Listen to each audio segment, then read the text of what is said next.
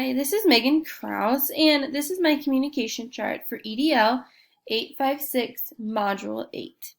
I use the software Creately, and I have not used this before, but I thought that it was fairly easy to use, and definitely I think I'll use it again in the future. I divided my chart into two types of communication, internal and external. Internal on the left, or internal communication, is communication channels transferring communication between a school member to other school persons within the organization. And then external communication is defined as transformation between a school and other stakeholders outside of the school. So, I feel like there is always room for improvement, especially when it comes to communication, whether it's internal or external. I feel like Hutch as a whole district does a pretty good job, and I feel like the building that I'm in does a really good job as well of communicating with all of these different stakeholders and different people involved in our building. I'm just going to kind of go over this chart, and if you notice here on the bottom, I have directional and two-way. So just kind of notice that as I go through as well. So first we have administration at the top of internal. My principal does a lot of email, face-to-face. She does surveys. She's on the phone a lot trying to contact people, and she also contacts people or communicates to people through meetings, whether that's as a staff or her administration meetings as well. And then we have staff members. We do a lot of face-to-face communication. We also do email. We do, within our staff, we do communicate via email or via phone quite a bit, whether that's calling each other or on text messaging. So we do that, and then also in our meetings, we do a pretty good job of communicating with each other.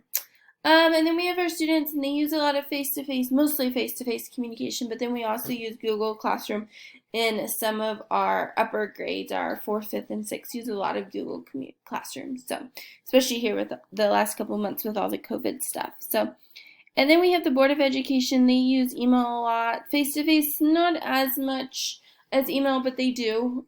All of their meetings, monthly meetings or every 2-week meetings are held face-to-face for our board meetings. And then they also use phone if they need to get hold of someone. They do use that method as well.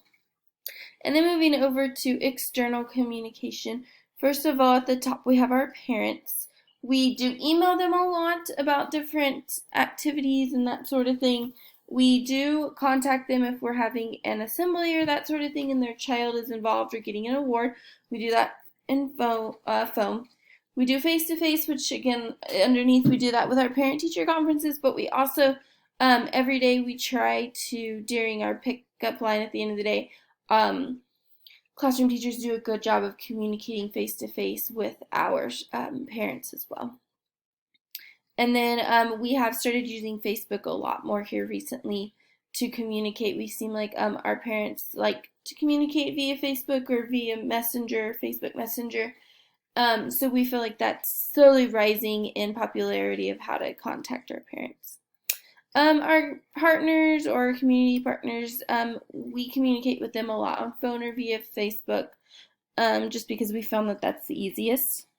We also are starting to communicate with the general public a little bit more than we had been in the past, because we are starting into the redesign process. We do use Facebook. We have our school website, but also our district website. Face-to-face, we like to go out and get our kids in the community, and then also phone. And then with our community groups, we use email, face-to-face, and phone as well. We like to use email a lot in our buildings and in our district, just because we feel like that's the easiest form of communication. So, so there's our type of communication that we use here in 308. We have moved to a lot more social media communication the last couple years with our Facebook and our websites and that type of thing.